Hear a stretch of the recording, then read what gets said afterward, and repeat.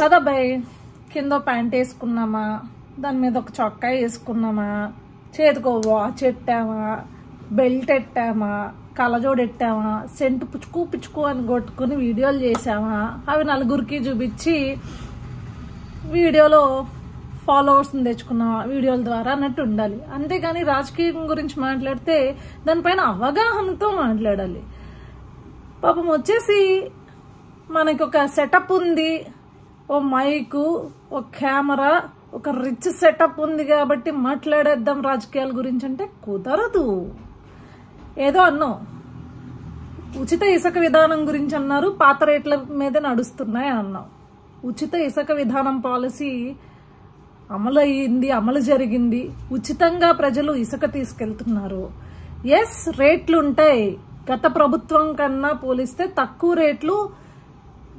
రేటుకే ఈరోజు ప్రభుత్వం ఇస్తుంది. ఆ రేటు దేనికి పడుతుంది అంటే జేసీబీల ద్వారా ఆ ఇసుకని ఒక చోటకి చేర్చి దాన్ని ట్రక్కుల ద్వారా గనక తీసుకుని వెళ్తే దానికి జరిగే అంటే అక్కడ మ్యాన్ కైండ్ ఆఫ్ వర్క్ ఏదైతే నడుస్తుందో వాళ్ళకి పే చేయడం కోసం రీజనబుల్ ప్రైజెస్ కలెక్ట్ చేసుకుంటారు.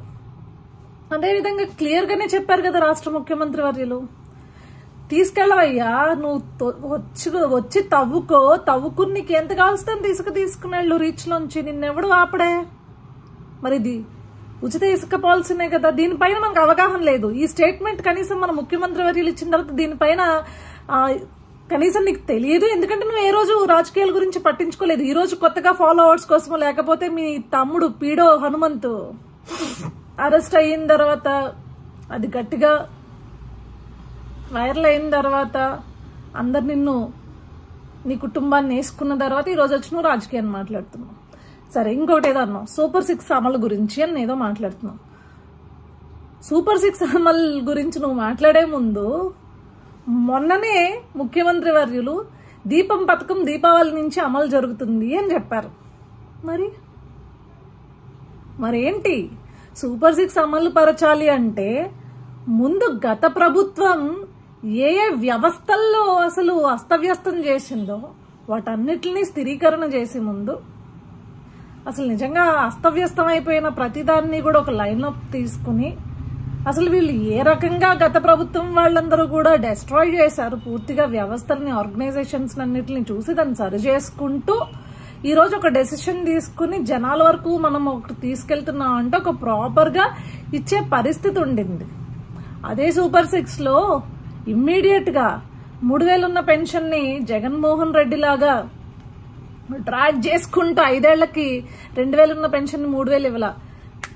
విత్ ఇన్ ద డే ఆయన వచ్చిన వెంటనే 2 నెలలు ఏదైతే ఎలక్షన్ టైంలో ఇవ్వని పెన్షన్లు ఉన్నాయో అంటే అప్పుడు ఇవ్వాల్సిన పెన్షన్స్ కూడా అంటే 3000 ఇస్తే వాటికి కూడా అమౌంట్ ఆ 1000 కూడా కలిపి మొత్తం 7000 రూపాయల పెన్షన్లు ఆ రోజు ఇవ్వడం జరిగింది. మరి దాని గురించి మాట్లాడవే, ఒక సిస్టమ్ ని రన్ చేయాలి అన్నప్పుడు దాన్ని ఒక పద్ధతిలో నడుపుతున్నప్పుడు కొంత టైం పడుతుంది. ఎందుకంటే వేరే వాళ్ళ దగ్గర నుంచి ప్రభుత్వం అంటే ఒక ప్రభుత్వం మారినప్పుడు ఆ ముందు ప్రభుత్వం చేసిన అస్తవ్యస్తమైన పరిపాలనని ఒక మానిటర్ చేసుకుంటూ వాటి డాక్యుమెంటేషన్ అంతా కరెక్ట్ చేసుకుంటూ ఎక్కడ తప్పులు జరిగాయో ఆ తప్పులన్నింటినీ ఫైండ్ అవుట్ చేసుకుంటూ రావడానికి టైం పడుతుంది.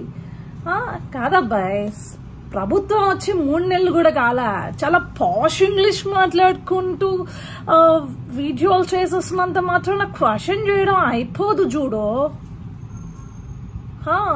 క్వశ్చన్ చేయడం కాదు, దానికి సరైన అవగాహన, రాజకీయ అవగాహన ఉండాలి. ఎంత మీ బాబు కలెక్టర్ అయితే మాత్రం అవగాహన నీకు వచ్చేది అనుకోవద్దు. నువ్వు పుచ్చుకొని సెంట్లు కొట్టుకున్న వీడియోలు చేసుకో, ఈ సన్ స్క్రీన్ బాగుంటుందా లేకపోతే ఈ మేకప్ ఐటమ్ బాగుంటుందా ఇది చేసుకో, దానికి బాగుంటావు నువ్వు. అంతేగాని ఇట్లా వచ్చి మాట్లాడుకో. రివర్స్ అటాక్ లో మేము వీడియోలు చేస్తే ఏడుస్తూ కూర్చుంటాం అంతే.